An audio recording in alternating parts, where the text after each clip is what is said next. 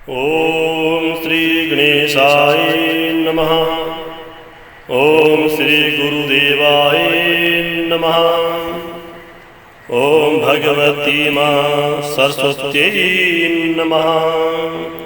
ओम नमः परमात्मने। ओम नमो भगवते वासुदेवाय। भगवत प्रेमियों, मेरे साथियों, पितृपक्ष की इस घड़ी में आज मैं लेके आ रहा हूँ गीता के चतुर्थ अध्याय का महात्म्य की कथा एवं उसका सारांश। तो सबसे पहले कथा शुरू करने से पहले गीता के चतुर्थ अध्याय में भगवान श्री कृष्ण ने अपने प्रिय सखा अर्जुन को गीता का उपदेश देते हुए एक विशेष महात्म्य कहा। चतुर्थ अध्याय में योग को ही सर्वोपरि मानते हुए योग 3 प्रकार का होता है। शारीरिक स्थिति को स्थित करने के लिए योगासन, और संसार में अपने आप को प्रत्यक्ष करने के लिए योग, मतलब अपने कार्यकाल में निरंतर आगे से आगे बढ़ते रहना, जमा होते रहना। लेकिन मनुष्य का तन पाने के बाद परमात्मा से मिलने का भी एक साधन है, वो योग ज्ञान है। तो ध्यान से सुनिए भगवान ने क्या कहा। हे अर्जुन, संसार में है योग सदा प्रधान। योग नष्ट जब होते हैं प्रगटत तब भगवान। योग मुझे प्यारा अधिक, योगी मेरा मित। जिसको सुख दुख सम सदा, तुल्य घाम और शीत। कुंती सुत योगी बनो, तब होगा निस्तार। सबसे प्रिय योगी मुझे, और योग से प्यार। मुक्त होत योगी सदा, जिसे न फल की आस। उस योगी के छूटते हैं पांडव सभी पास। तो साथियों, ये भगवान श्री माधव ने अर्जुन को योग संख्यान योग के बीच में रहस्य समझाया। अब आप श्रवण कीजिए गीता के चौथे अध्याय का महात्म्य। क्षीर सागर में बैकुंठ धाम में शेषनाग के शैया पर विराजमान भगवान श्री हरि भगवती महाशक्ति महालक्ष्मी से गीता के चतुर्थ अध्याय का महात्म्य सुना रहे हैं। भगवान कहते हैं कि हे प्रिय, अब गीता का महात्म्य चतुर्थ अध्याय का महात्म्य सुनो। भागीरथी के तट पर बनारस के सानिध्य में एक दिव्यपुरी है। वहाँ विश्वनाथ भगवान के मंदिर के सानिध्य में भरत नामक एक योगनिष्ठ महात्मा रहते थे, जो प्रतिदिन आत्मचिंतन में तत्पर हो आदर पूर्वक गीता के चतुर्थ अध्याय का पाठ किया करते थे। उसके अभ्यास से उनका अंतःकरण निर्मल हो गया था। वे शीत उष्ण आदि द्वंद्वों से कभी व्यथित नहीं होते थे। एक समय की बात है, वे तपोवन की नगरी की सीमा में स्थित देवताओं के दर्शन करने की इच्छा से भ्रमण करते हुए नगर के बाहर निकले।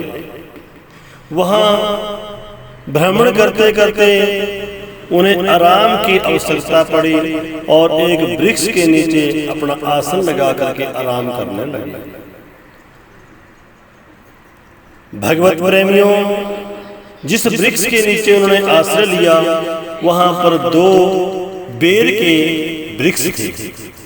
तो महात्मा ने एक वृक्ष के साथ अपना सर लगा लिया और दूसरे वृक्ष के साथ उसके पांव लग गए, और इस प्रकार लगते ही उन्होंने अब आराम अवस्था में गीता के हृदय में चतुर्थ अध्याय का उत्तर पर पाठ करते रहे।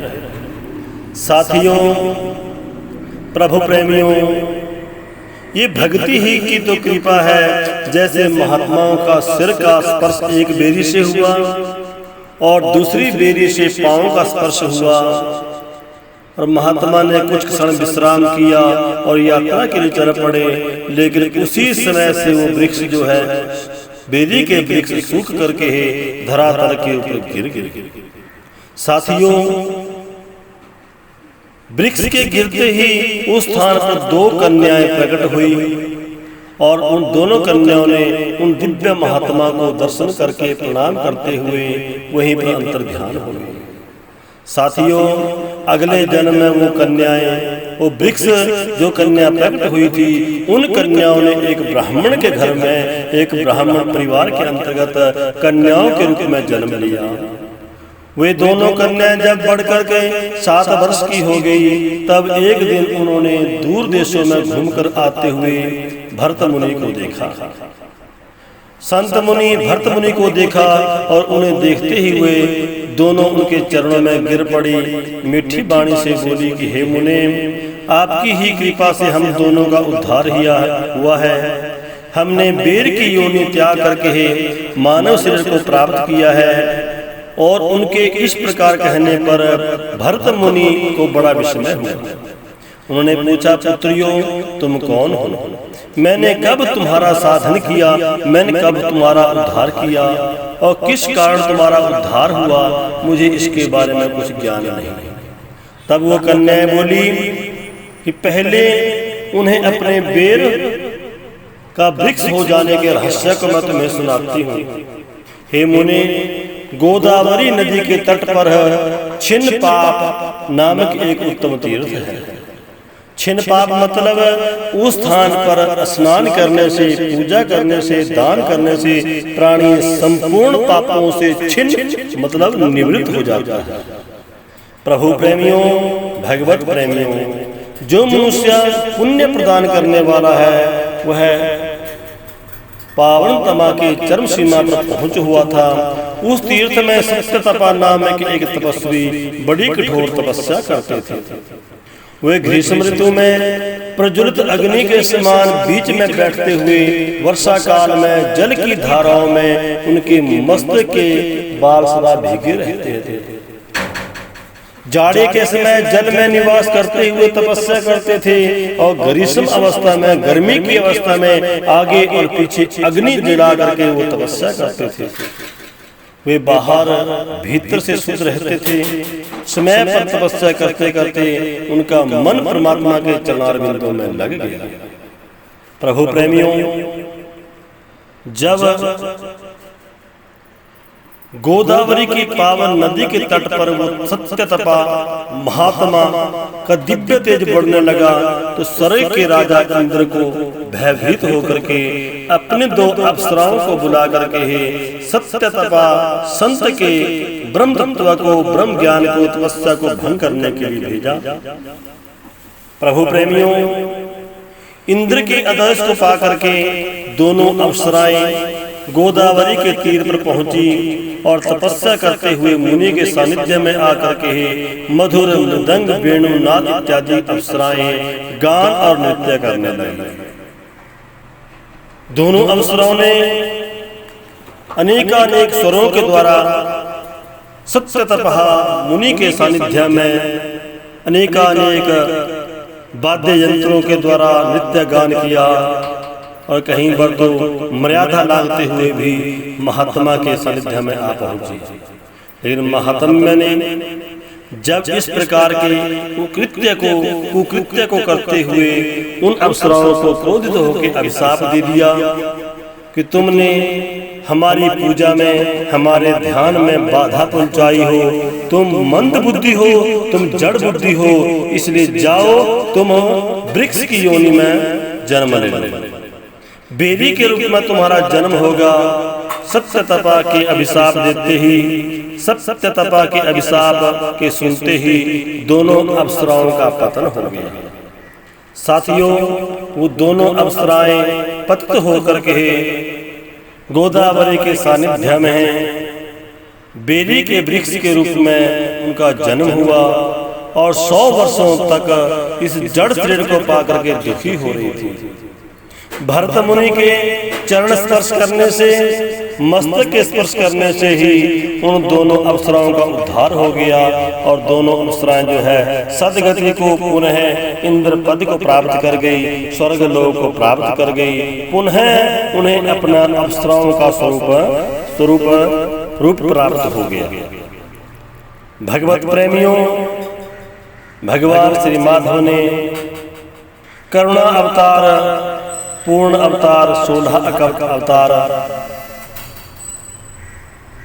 परमपिता परमात्मा ने इस प्रकार दिव्य ज्ञान के द्वारा कुरुक्षेत्र के महाभारत के युद्ध में अर्जुन को गीता का उपदेश देकर के कृतकृत्य किया। प्रभु प्रेमियों, ये गीता का महात्म्य ही तो है। गीता का तत्व ज्ञान ही है कि जो पूर्व जन्म में पतित हुई उन अप्सराओं को जड़ शरीर मिला था, नरकों की योनि में वृक्षों का शरीर मिला था, इष्ट कष्ट से छुटकारा नहीं मिला। ऐसे पतित पावन भगवान श्री हरि को हम बारंबार प्रणाम करते हैं। तो नित्य प्रति ही भरत मुनि और साथियों, भरत मुनि ने विधिवत भगवान का पूजन किया। अपने योग तत्वों को जानते हुए गीता के 4th अध्याय के महात्म्य का पाठ किया और गीता के 4th अध्याय के महात्म्य का पाठ जो है प्राणियों को सद्गति, परम मुक्ति एवं इस संसार के संपूर्ण सुखों को देने के बाद अंत में सायुज्य मुक्ति परमात्मा के श्री धाम की प्राप्ति होती है। ऐसे परमपिता भगवान को हम कोटि कोटि नमन करते हैं। बोलिए श्रीमद् भागवत गीता महाशास्त्र भगवान की जय। और मैं भी यही चाहूँगा साथियों कि नवरात्रों के पितृपक्ष में अपने पितरों के निमित्त आप नित्य प्रति गीता के 1 अध्याय, 2 अध्याय या गीता के 18 अध्यायों का आप अनुसरण करें। भगवत प्रेमियों, प्रभु प्रेमियों, हमारे पूर्वजों को सद्गति देने वाला, हमारे पूर्वजों का उद्धार करने वाला ये गीता का महात्म्य अमर तत्व है, अमर फल है। जिसे ये प्राप्त कर लिया, समझ लीजिए उसका संसार में उद्धार हो गया।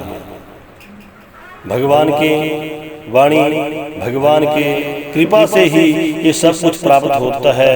तो आप साथियों जुड़े रहिए गीता महात्म्य के इस हमारे संस्करण में और नित्य प्रति अपने पितरों का उद्धार करने के लिए करते रहें गीता के पाठ का अनुसरण। भगवान कहते हैं, बहुनी में व्यतीतानि जन्मानि तव अर्जुना तन्यां वेद शस्त्राणि न च वेदं परं तपः। ओम नमो भगवते वासुदेवाय नमः। ओम नमो भगवते वासुदेवाय नमः। हे अर्जुन, संसार में है योग सदा प्रधान, योग नष्ट जब होते है प्रकट तब भगवान। योग मुझे प्यारा अधिक, योगी मेरा मित, जिसको सुख दुख सम सदा तुल्य घाम वासित। कुंती सुत योगी बनो तब होगा निस्तार, सबसे प्रिय योगी मुझे और योग से प्यार। मुक्त होत योगी सदा, जिसे न फल की आस, उस योगी के छूटते हैं पांडव सभी पास। बोलिए माधव भगवान की। साथियों, नित्य प्रति गीता का महात्म्य का आप पाठ करें, अनुसरण करें। जय जय श्री राधे, जय जय श्री राधे।